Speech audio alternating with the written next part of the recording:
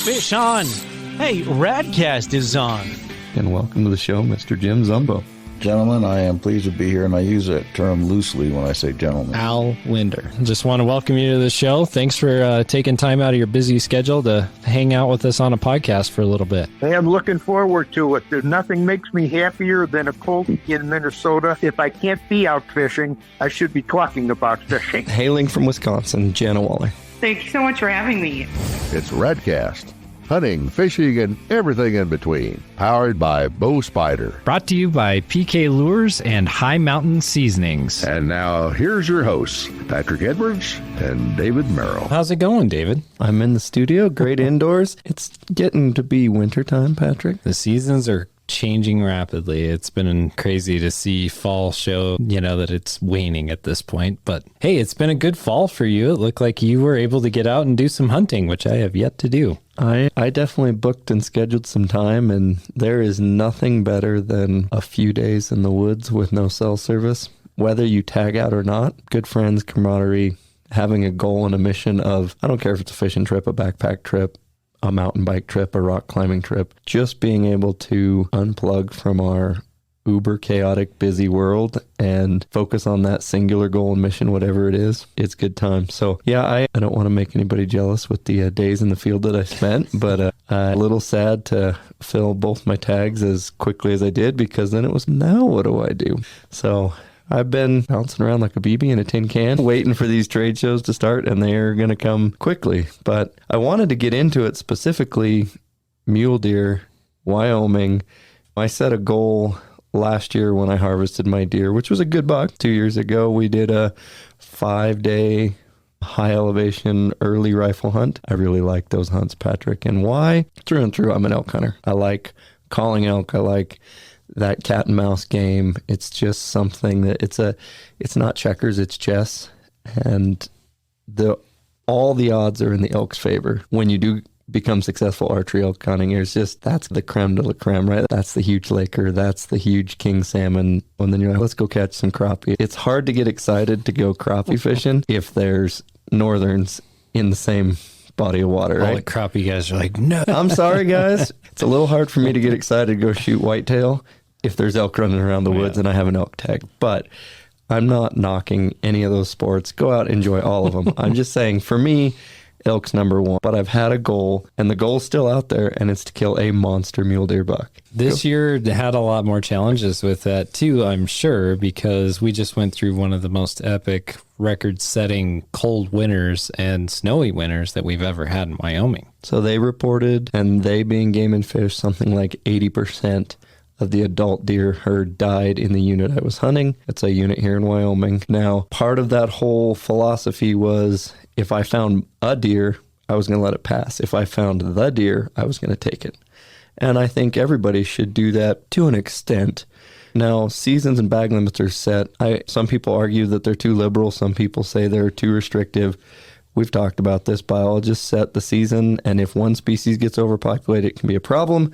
However, mule deer specifically here in the West, this is the 9th year I've hunted this unit, and typically I book 5 days for the hunt. This year we booked 12 days, and most years we see between 100 and 150 deer in 5 days. 12 days, you would think 300 deer would be reasonable. If we covered twice the country in twice the amount of time, we saw 12 mature bucks, and none of them were exceptionally large. And this was 2 to 3 guys glassing high-end optics, getting on a ridge pre-dawn, sitting down, looking over multiple basins, and sometimes we'd glass that basin till dark. I can remember there was one spot that we typically go to 1 or 2 glassing ridges where you can see 4 or 5 really good big basins, timbered north, open south, and those deer, depending on what they're doing, depending on the weather, and that's why I like to go as late as I can for that rifle opener. It's still an early rifle hunt here in the West. It's not a November. It's mid-September, so it's relatively warm, but those deer can be in their summer routine, and they like to go bed under one little tree, and then they'll come out and feed in these open basins. And it's just there is something about being at or above timberline at daybreak and that anticipation of, is there a monster deer in this open basin that we can see 80% of it. And so the game is you sit in a spot that's likely to as much country as you can visibly cover, and you find the deer and you watch him go to his bed, and you hope that no other hunters walk through that basin that day. And realistically, guys, if you're trying to do this style hunting, this is not big woods timber, just stalk through. This is spot and stalk. You need to spot these bucks first, because these big bucks, you really get one chance at them. You booger them up. They run forever. They run. They go in the deep dark timber and they go nocturnal. They don't get big for a reason. So it was a very mentally demanding hunt when we're looking over basins that I've seen a dozen deer in feeding, and we're seeing one or none. I can remember I got a wild hare. We decided to pull camp and hike up another ridge, set up camp, got up in the dark and hiked out that ridge about 3 miles and set up in the dark, waited for daylight, and glassed till dark that day in a great spot. Used Onyx, said, hey, look, from this vantage point, I can see 2 miles to my left, a mile to my right, some of the country below me, and all the country across from me. I'm like, you're not going to get a better vantage point than this. And to sit there for pushing 14 hours, it got light at 6 and dark at 7:45 and not see a deer. It was rough.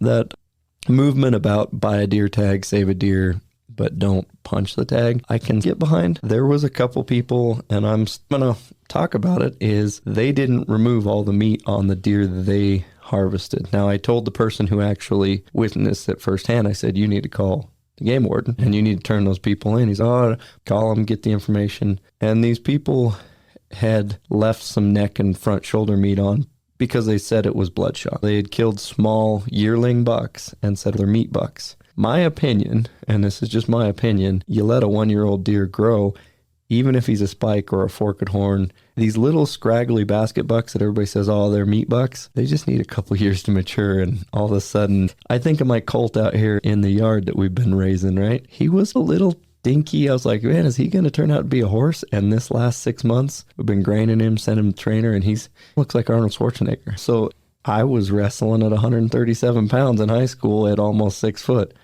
I'm now 200 pounds, right? You got to get some age and some maturity on these deer before you decide that they're cull deer and they're never going to mature and be something amazing. So I was a little frustrated to hear guys that were Wyoming residents went in there, said, we just didn't have time, so we got some meat bucks. And I'm like, in this unit that's potential 200-inch plus deer and has produced those kind of deer for year after year, going in and shooting a forked horn doesn't help the genetics, doesn't help herd management, doesn't help buck to doe ratios, and then to leave some of the meat is that's insult to injury. And we've talked about this. If I'm taking a 12-year-old kid on their first hunt and they want to, it's an any animal, say it's a elk tag and it's an any elk and they want to shoot a cow, great. If we go on a deer hunt, it's an any deer hunt, they want to shoot a doe, great. Now, I can get behind some of the Eastern mentality of if we let these bucks mature and do some herd management, we can have a little better trophy potential, right? And the same thing with take panfish in a lake, right? If you remove some of those predators and if you don't go in there all the time and pull your limit of 20 panfish every time, you throw a few back, you all of a sudden get some bigger panfish. I'm just going to argue this side of it is if they don't want certain bucks taken out of the unit, they need to, just like a slot limit on a lake. If you want 3-point or bigger taken, then make that the regulation. Because I'm coming from the standpoint of if someone has a buck tag and it's any buck, too bad. If that's the one they took, that's the one they took. Just if you have a 6-fish limit on Boysen for walleye, if they keep 12-inch walleyes, not a whole heck of a lot I could do about it. If they do Glendo and it's 14 inches or bigger, that's a little different, right? But I don't know. I have a hard time giving hunters or anglers a hard time if that's what it's set at, that's what it's set at, and they can take what they want. Now, when it comes to leaving meat on the carcass, that's a different issue. I'm a stickler about it. I am, like with the way I fillet my walleye. I take the cheek meat. I take the little, we call them the bunny ears. It's this section right here that's got a little bit of meat.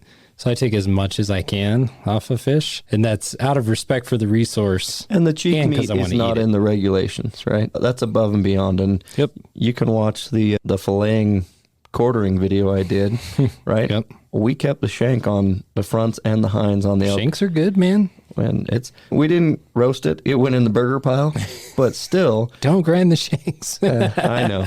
I understand. Around here, we eat a lot of burger, and it's just Time to get it done. Someday I won't grind the shanks. All right, Seth, if you're out there screaming, someday, just for you, I won't grind a shank.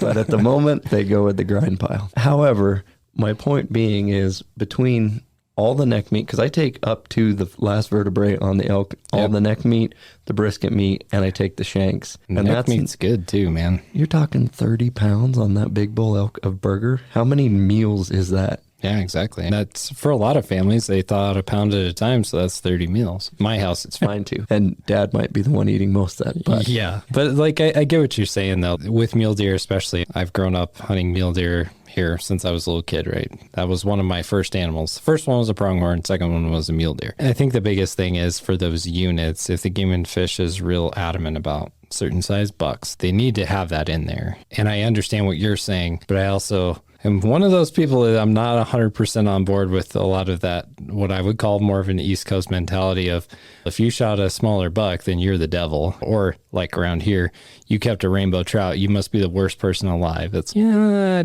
don't really agree with that. So I got to speak with, and I won't throw them under the bus, but they've hunted that unit for 30 years. And they're non-resident. They used to be a resident. In the 70s, they came every year because they lived here and they were a resident. They moved out of state. They came 15 years ago, and then they came this year. And they've notably seen the decline and decrease in that unit specifically. And so what I'm advocating for is it's going to be a little controversial. What I've been hunting is general for residents. So unlimited people can go in there, and then there's no antler restriction. I would personally advocate for some sort of the one thing I don't want to see, I really love about this state is I can go buy my general tag down here at Rocky, and if I want to go hunt with my buddy up in Cody Powell Level, I can go hunt with him. If I want to go over to Sheridan, I can go hunt there. If I want to go over to Afton Thane, Pinedale, I can go. There's a lot of general deer units. Mm-hmm. And so I don't want to go the way of the dodo where you just section the state down to where like 127 or 157, those tags they're good tags, but they're few and far between. I've never got one, and I want to go hunt deer every year. So I want to see us manage this resource responsibly, and what do we need to do to get the quality back? I think we should have some units where it's does and spikes are fair game and go for it. But absolutely. Like up around the Sheridan area, man, there's so many elk. It's just insane right now. Like there's certain parts of the state where elk are way overpopulated. But here's the issue is that hunters can't get access to most of the ground that they're on. So that's a whole nother issue. But I do want to go back to something you were talking about, because I hear hunters say two different things, and this is why I always challenge them on. The first thing is I hunt for the meat, right? The meat's important to me. I want to have the meat. And then they turn around and they say, but you shouldn't shoot anything unless it's this size. So then I'm like, okay, which is it here? Because you're telling me two different things. You're telling me that you really care about the antler size, but the most important part is the meat. It can be, you're right, like mature bucks have more meat on them, period. Mature bulls have more meat on them, period. However, you have a straw man argument when you start playing in both of those realms and both of those worlds, because some people only have 2 days or a day to hunt, like me most of the time. I'm a day hunter most of the time because I don't have the ability to schedule out 4 or 5 days for hunting. Can't do it. So if I see something that I can tag out on the day that I'm up there with my rifle, it's going down. And that's where what I'm advocating for is yes. And if you care about meat, elk are above management quotas across the state. Yep. And cow elk are probably the easiest to harvest of the ungulate species, next to doe whitetail in an alfalfa field, or maybe antelope. So if you're the hunter, I want the meat. Leave the mule deer alone. Target the whitetail, target the cow elk, right? That's where I'm going with it. And I'm not trying to bash and make a huge argument or pro for con. I'm just saying in this unit specifically, where I'm going with the objective is to shoot a big mule deer buck, the quintessential front of the calendar mule deer buck, not just hey, he's a nice one, the big one. And why? I have big elk, Patrick, a lot of them. I've proven that I can do that. It's just every angler, you want to get the biggest you can. I mean, if that's something you care about, and I'm the same way. I want to catch the biggest fish that I can, so I don't fault you at all for wanting to get the biggest.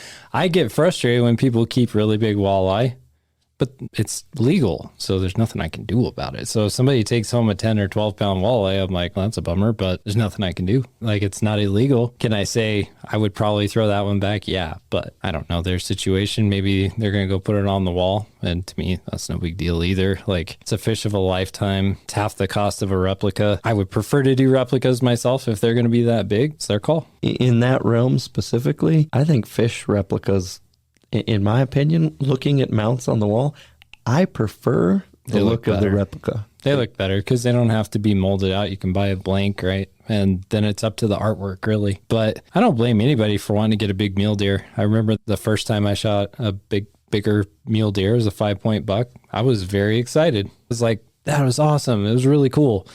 And it was an area where you had to shoot a buck that was at least 3 points or better. And I don't even know now if that area has been hit pretty hard.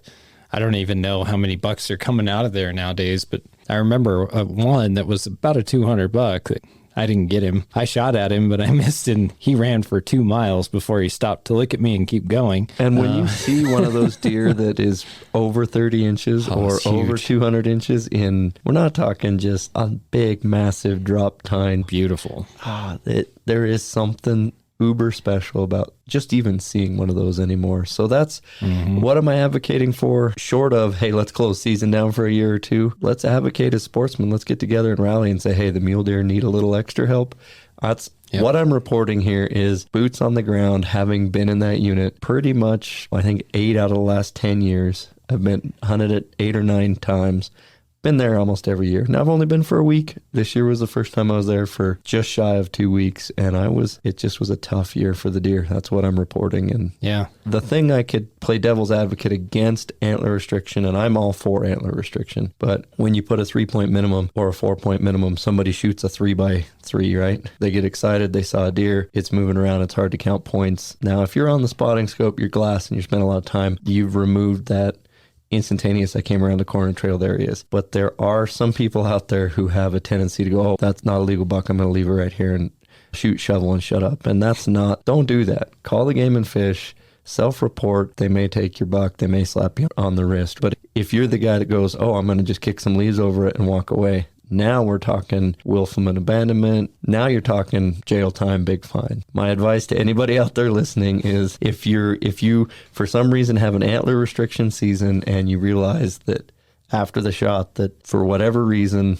elk, deer, pheasant, this isn't legal, self-report yourself. And it's going to be a lot better to tell the truth up front. I think it's a philosophy that we need to look at across hunting and fishing of what are the management goals, right? So you have lakes that winter kill. You have units of mule deer hit by chronic wasting disease, horrible winter, low fawn recruitment. So then it falls into the Game and Fish's lap or fishing game, depending on what state you're in of. Now, what do we do about that? Do we just say nothing at all for the good of the area for a while? Do we say antler restriction? We cut tags way down in the fishing sense, usually. So, man, we got to start restocking. Don't know how long it's going to take for this fishery to rebuild itself. But it's hard for me because a lot of times in the hunting and fishing world, people are apt to blame the hunter for a legal kill, right? Like, you shot a small buck, you kept a big walleye, you shouldn't have done those things, right? Because we have in our mind what we think they ought to do. We project onto them what they should be doing because I think this, right? So I would say to everybody that's listening, if you're one of those folks, and I am at times, and I will happily admit it, but I've gotten to the point now where I have to self-reflect and say, why do I feel that way? Am I feeling that way? Like, for instance, if somebody takes home a 10-pound walleye, am I feeling upset because I'm mad because I wanted to catch it when it was 12 or 15 pounds? Or am I mad because it actually hurt the fishery? Why am I upset? I think that's a good reflection point for a lot of hunters as well. If somebody takes a forked horn or a 3-point, are you mad because in 2 years you can't kill a really nice buck? Or are you mad because they took it, right now? What is the reason behind that? Do you care that there's less big bucks in the area, or do you just care that it affected you? And that's what I've been putting back on a lot of people because I hear that a lot. I travel around the state with my job and people always ask me about fishing because I've been in the news about fishing, but they're like, what do you think about this? I had a guy on a recent trip. We were talking about holding fish out for photos. I'm like, Yes, I think it's fine to hold them out for photos. He didn't think so. And so I started asking why, and he's just like, people are lying. I was like, I do have a caveat to that. If you hold out a 6-inch bluegill and make it look like a 12-pound blue, tell the truth on what it actually is. Don't try to misrepresent it as something else. That's if it's all in good fun. It's just like getting way behind an elk and getting a cool picture and making it look ginormous. The one pinky holding up. Now, I've been accused. You know what I mean? I've been accused of this a little bit, but if you look at my pictures, I have my arms bent and holding. Now, sometimes depending on where we're at, 2 years ago, my mule deer, my hips against his shoulder, I can't get any closer, right? This year, the way the hill was, I'm probably mid-deer, but I'm not behind his butt, doing I've seen some of those. But see, I think those are all in good fun. It's like, it's the person taking in the information. It's on them to see why they feel the way they feel. My favorite one is when people catch about a 6-inch brookie and take an action figure. Yeah, make it look gigantic. Make it look like it's a 250-pound fish. Yeah, So. It's just interesting. I think it's good for all of us as sportsmen to think about why we get upset about the things in the sporting world that we do, because some of it is, there was a guy in the news recently, he'd been killing eagles and grizzly bears and all this stuff, and his ex-wife reported him. And he's going to be in big trouble, right? They raided his house. They found this stuff. It's okay to be upset about that. Like, that dude's totally breaking the law, doing things you definitely should not be doing. But when I see a kid take a 10-pound walleye home that he got lucky and caught, it's not worth it for me anymore to get mad. Now, 10 years ago, I'd have got really mad about it. Now, I'm like, okay. And that's where we can advocate and come together as sportsmen and go to the fishing game and say, look, and that's part of what I'm advocating for here on the podcast, to say, hey, guys, I think specifically a couple regions in Wyoming, a couple units, and not the whole state. I've had a couple non-residents say, I'm not putting in for Wyoming. I'm not coming there. Everything died. I'm like, it was extirpation in some select herds and units. There's other units and herds that are above objective. Yep. And that is the caveat of the whole wildlife conservation model is, okay, so they're going to raise tags in Gillette, so to speak, on their above objective. Sheridan's going to have more elk tags, and they have a specific problem of it's 92% private, and the private land people are tags at $20,000 a whack, and so they don't want those elk off their ranch. But then they like to talk out the other side of their mouth and go in and go, the elk are eating me out of house and home. They're on my alfalfa field. And so the Game and Fish has, they're fighting with one hand tied behind their back sometimes in some of these arenas, because on one hand, these landowners want paid for crop damage, but then they don't want to let hunters on to remove the elk. And I get it. I own some ground right here. I like to grow my own pheasants. I'm going to be pretty mad if you come over and hop the fence and shoot, because I grow 2 pheasants a year, and you got to leave some seed for next year. So we like to harvest a pheasant off of my little tract here, right? Yep. But it's pretty neat to walk out your back door during season, walk down and take your dog and shoot a pheasant. Someday I'll get to shoot a deer, and you have that same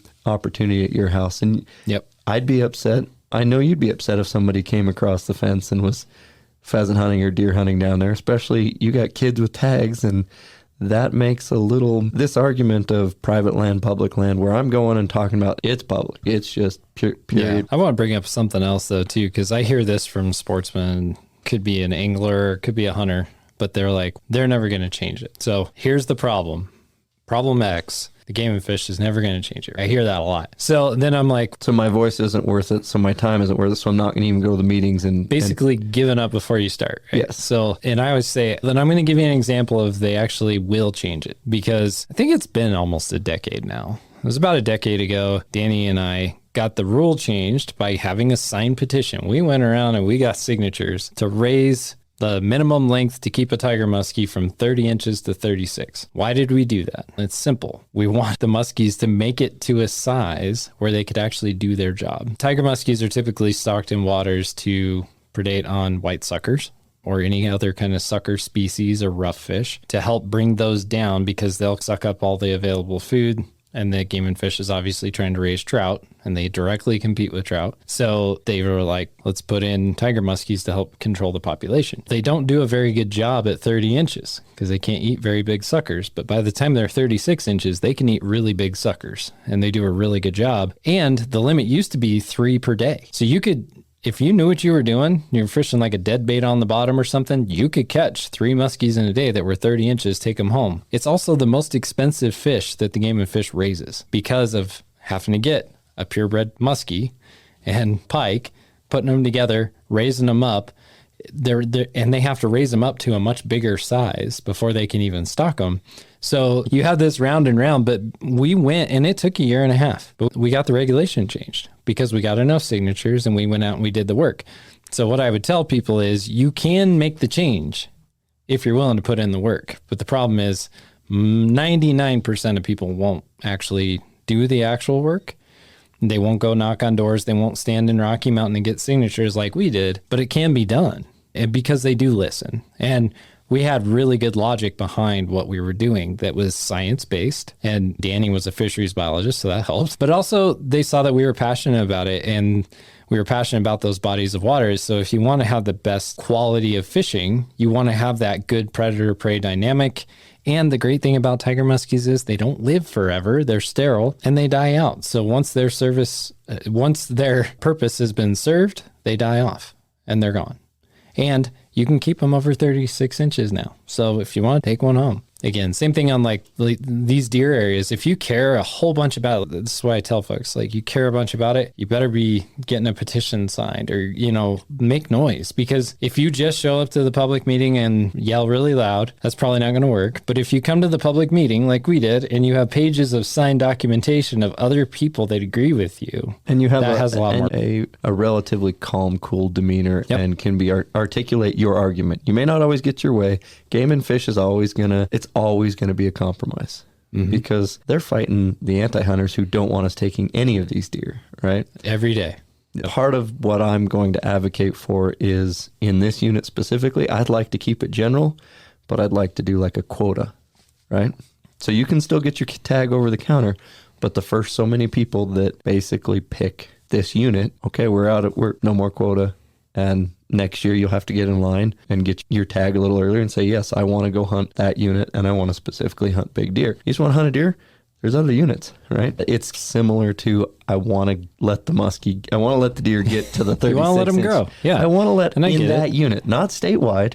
I'm not trying to reduce access, reduce opportunity. It's just this unit for a little while needs some extra special attention and help so that it can be, I'll come out and say it, it's probably the best unit in the West. Yeah. And it may need to go limited quota for a while or maybe forever. That might just be the management tool, but that's where the Game and Fish needs to make that decision. And so maybe it's even as much as going to them and saying, we need to do a really good assessment to see, because my observation is I saw 100 some odd deer last year, and this year I saw 12 bucks. Like, that's a problem. But I think that they're looking at that anyway. The whole state got rocked, as a lot of people know. If you're a pronghorn hunter, a deer hunter, the elk did pretty well. I mean, we did have some die-off, but it was nothing like the mule deer and the pronghorn. They just got hammered. But the elk will tolerate 50% more snow. They will paw through and get their feet. Yeah. And they have a lot larger body mass to start with. Now, do we still have some winter die-off? Certainly. But It wasn't, the line down the highway of truckloads of antelope being hauled off that just couldn't get to feed. I'll tell you what, man. So part of my work area is Pinedale. And so between Farson and Pinedale, I've driven it a ton this fall. I didn't see one pronghorn. I didn't see one mule deer until I got to Pinedale itself. The only thing I saw were feral horses everywhere. So there's horses. They survived, but the pronghorn did not. And the mule deer did not. And if you take the road and you go towards Kemmer, there's pronghorn over there. But when you get into that little corridor there between Pinedale and Farson, as you go north, nothing. And it's crazy, man, because you and I both have driven that road a lot. You used to see pronghorn everywhere. You used to see mule deer everywhere. And now it's just, oh, man. So back to my oil field days, Jonah and the Mesa fields are over there. And I was 2 years, every 2 weeks, driving back and forth. And it was nothing to see half a dozen fresh deer hit on the road. And now, like you said, you can't even see a deer. It's crazy. Everybody put lights on their truck because it was multiple near misses on deer and antelope on that road. Man, I almost wiped out a whole herd of antelope one time, driving it in the middle of the night to go tiger muskie fishing in Utah. There used to be a couple of really good fisheries just over the border. And Danny and I left one time, I think it was at like midnight. We were driving towards Kemmer, and all of a sudden it was just like herd of prong in the road. Pucker factor of 10, slam on the brakes, and we're pulling a boat. But there used to be tons and tons of them. And I think it goes back to that whole stewardship thing that you and I are always trying to impart on the listeners is we really have to figure this out as a state, not just as the state agency. Like, we can't put all the onus on the game and fish. But as sportsmen, we have to look at it and say, what are we doing to steward this incredible resource that we have? Because it's taken a monster hit. It could be a lot of different things, right? And I'm not going to say what the right thing is because I don't really know, especially when it comes to mule deer. That one's real complicated. But what I do know is we need to be part of that solution. And what's really cool is you guys going out doing that hunt, you're gathering some great intel, right? And you can pass that along to these biologists and say, this is what I saw. I spent all this time. This is it. What can we do? I bet you they have ideas. And I would concur. I've got a lot of thoughts going through my mind, but one of them is this is a multifaceted problem. We talk about Pinedale. They're putting in game fences and game crossings. And since they've just north of Pinedale, they've put in that deer fence, and just the deer fence alone. And I think they've got a couple game crossings now. They're going to put a couple more in. And that's sportsmen's dollars that is funding that, and sportsmen who are championing that. Now the state's kicking in. I think there's some federal money too. But it was nothing. Just 3 miles north of Pinedale to drive out, there was always a dead deer on the road. Yep. And now they've got, 8-foot-high deer fencing funneling down to a game crossing, and there's now no more deer. Yeah. There's no more hit deer on the side of the road north of Pinedale. So there are solutions out there. Now, is that going to solve it? No, that's one tiny issue here, right? And the next issue to talk about, I just read the other day, is there now is reported CWD in that herd over there. They did have a confirmed. And so we're coming off of a really horrible winter. 80% adult deer die off. Went from 120 deer down to 12 deer in the same span of time, actually double span of time. And so now we're going to be having CWD creep through that same. So now they're getting a double whammy. So that's why I'm here advocating and reporting that, hey guys, this unit that supposedly, and it's not supposedly, it's produced over 200-inch deer. It's a world-class unit. Yeah. And that's been consecutively produced over 200 class deer since I've been here, and probably since the 70s. So that's where I'm at. And my thought goes to, the moose wolf prey predator relationship in Jackson Hole. They've been sub replacement recruitment on calves forever. They also have the botfly, and the botfly is very detrimental to the moose population. We've talked about that with biologists years ago, and the botfly flies up the moose's nose and starts doing its life cycle and eventually kills the moose. And between that and everything else, you used to see a lot of moose. That section driving north out of Jackson Hole, it would be nothing to, when I first come, you'd see a lot of moose. You don't see moose anymore. I'll tell you this, David, when I was a kid, just driving from DuBois until Moran Junction, used to see 6 to 12 moose. I haven't seen a moose. I saw 2 moose last year, and I drove that road several times. I got good news to report. Right out here on Ocean Lake is a cow with twin calves. Oh, She's really? been on the alfalfa field and last year there was a cow, a calf, and a bull. Funny. There was probably 20 pheasant hunters out there, and they jumped. These moose are just running through the willows, and I pulled my cell phone out and videoed it because it was just That's cool. Comical to look out and see 12 pheasant hunters, and everybody's looking at the moose. Okay, which way is it going to run? Hopefully it doesn't come at me. So I guess if you're pheasant hunting or ice fishing at Ocean Lake, beware. There is a moose running around. The moose is loose. And I do love that is probably the coolest part of this mule deer hunt is, while it's still a hunt, is getting to watch these deer, pattern these deer, not pattern like whitetail on a trail camera, coming down a trail and hitting a food plot.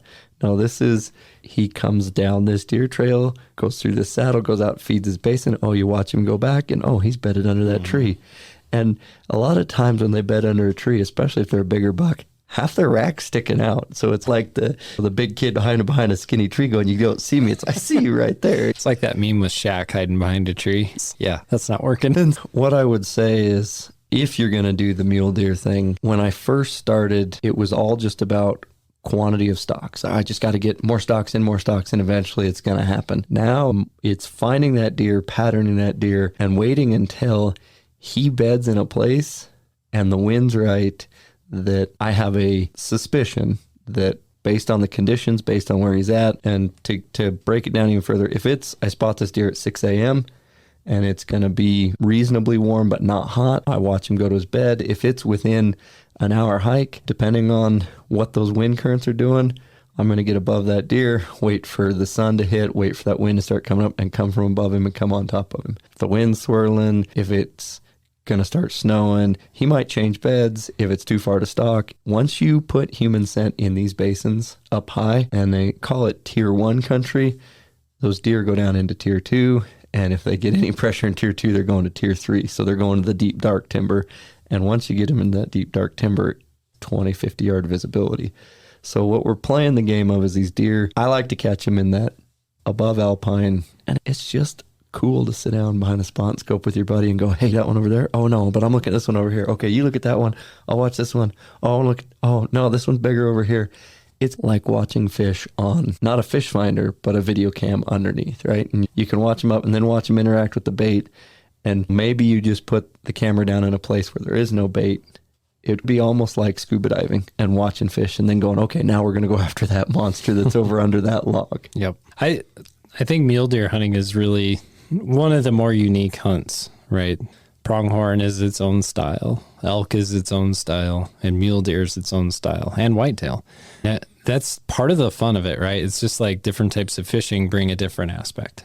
And I've always loved mule deer ever since I was a little kid. I'll never forget the first hunt that I accompanied my dad on was a big mule deer hunt, and it's a really nice big buck that he got that year. And I just remember going up and feeling the fur and touching the antlers and just checking it out. It was like one of the coolest things ever for a little kid, especially when you're like, man, I want to be like my dad. I want to go hunting. And mule deer are just something special. For those of us who are just so blessed to have them out here in the West and get to pursue them, they're one of the coolest animals out there. They're just an incredible animal, and I'm really glad you got to go hunt them. I haven't really mule deer hunted in quite a long time, but they're so cool. And I can see the allure of it because it is its own thing. It's not elk hunting. It's not pronghorn. It's its own deal. The hard part and in the years past, I've always filled my archery elk tag, and then I'm like, okay, now archery elks, put the bow away, take the rifle. I'm quickly going to put around. And I did this year. I went for the first 2 weeks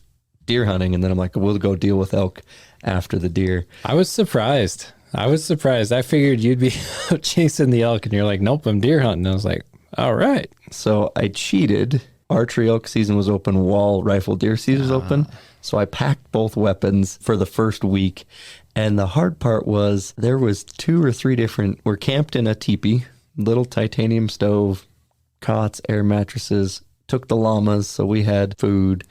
And, I can hike a long ways when I just have a rifle on my back. And there for a while, my buddy was packing the bow, I was packing the rifle. And there was 2 or 3 nights I can remember the elk were screaming, and they were so close to the tent. We're talking 50 yards from the teepee. Yes, we put the teepee in a couple of the wrong spots. Now, there was the right spot for a deer hunt. It's right in the middle of the elk meadow for an elk hunt, right? And a couple guys are like, yeah, you're going to blow them out. I'm like, yeah, I don't care about them. So I did get a couple bull elk opportunity in that trip, and mostly it was get up waiting for the light, and 200 yards over there's a bull screaming. I'm like, hey, I'm gonna grab the bow and wander over there for a few minutes until it's time to glass for deer. And we did find, looking in the rocks and the cracks, and we're glassing up underneath basically sheer rock, and these deer are feeding out of the timber and feeding right in these little shale chutes. And so we were finding bucks, just not the quantity and quality. So we called in one raghorn 4-point bull elk at 12 yards, and I thought about it, and as he's trotting through, I pulled the phone out and tried to take some video of him, put the bow down, just because he came over the hill about 50, trotting right at us. My buddy was calling 40 yards behind me, and that bull came 12 or 14 yards past me, and it was, as I come to full draw, I'm like just practicing. And this is a piece of advice, when I first saw the antlers, say it was north and the collar's south, and the elk came right about east of me. If I would truly been wanting to harvest that elk, I would have drawn my bow when he was behind a little brush at about 55, 60 yards trotting towards me. Because I wanted to get some cell phone footage, I waited till he got 90 degrees to my left, basically east of me. And then I was like, okay, I got some footage. I'm going to try and draw my bow now. He didn't tolerate that. He whipped around. He ran out to 30 yards, stopped, and looked back. Still gave me a shot opportunity. It was just a smaller bull. I do remember I'll let the listeners know I messed up on a really good bull. We're laying in the tents, and Patrick, it's really hard to sleep when every 15 minutes. And that night particularly, there was 3 bulls, one east, one west, and one south of us. And they were screaming at each other, and the furthest one was 500 yards away, and the closest one was 200 yards, right? And one thing I found interesting is with the llamas, they don't spook deer and elk. They just don't. They look at them like they're another ungulate, and they're like, hey, what are you doing? Oh, you're not spooked? Okay, I'll go back to feeding. You're a funny looking elk over there. I was actually pumping water in the only spring around and I had a calf run up 8 yards from me. I hauled the water back to the tent, taking my spotting scope out to do a evening glass, and I looked to my left, and there's another raghorn bull coming into the spring about 60 yards. I'm like, oh, maybe I should take my bow over there too. But the one particular morning, the smaller bull went quiet. I crept over the edge and looked down, and below me was 9 cows and a herd bull of 330, 340 caliber. I stepped on a stick and blew the whole thing up. And it was heart-wrenching because it was a good bull. But those are the things that keep you going back. So for it's sure. okay. If we had been, David in years past would have said, forget this deer hunting. There's no deer. Let's go chase elk. Yeah. And we did for a day or two, do some early morning call for a half hour. If we can't get on the elk, we glass the rest of the day. But the goal is to get a monster mule deer, and you're just going to have to, time in the saddle is the only thing that's going to produce it, and trying different units. And one guy gave me a piece of advice, and you know how you kill big deer? You hunt for big deer. You pass little deer. Yep. It's the same thing like in fishing in some ways, where you focus on the bodies of water with the big fish and you throw big fish type baits. You throw big baits. And sometimes you catch little fish on accident, but the ones that have an appetite bigger than they are. The bigger baits are going to preclude you from catching that medium size. Most of the time. They just are. Silly little perch. Have you ever caught like a 3-inch perch on a big crankbait? I have, and what were you thinking? This thing's bigger than you are. In Alaska, those little sculpins. Oh, yeah. Inch-long sculpin will bite a 2-inch-long hook, and you're like, oh, you get the trophy award for the smallest fish today.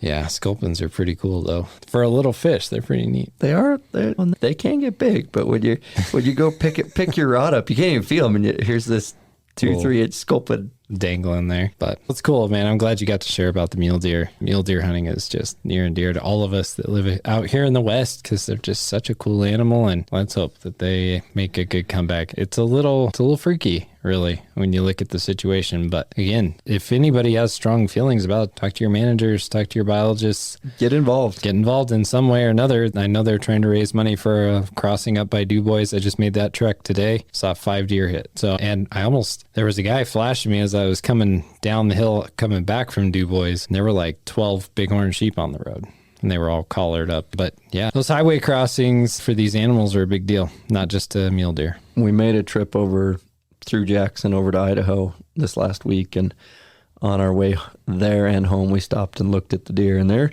there's a few big bucks appeared, but one of those... There's a real big one out there. Oh, yeah. One of those alfalfa fields, when we stopped and looked at it, had... The good news to report is there are some mule deer in DuBois at the moment. I might have saw all of them, but there was 500 to 1,000 head of mule deer. In one 200-acre alfalfa field, I saw a dozen bighorn sheep. At the same time, there was probably 20 antelope. Yep. There was some whitetail, and then there was probably a dozen whitetail, and then there was 200 mule deer. And I'm looking, oh, there's a buck. Oh, there's probably 5 or 6 mature bucks chasing does. But I look at it, and my wife had been up there the week before, and there'd been elk, a wolf in that field.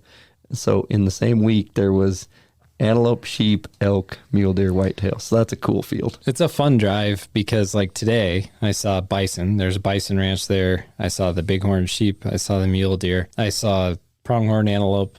And you might see elk. You might see moose. It's just fun to drive through there and see all the different animals. It's a heck of a cool drive and beautiful. If you've never been to DuBois, Wyoming, I'm going to give them my plug right now.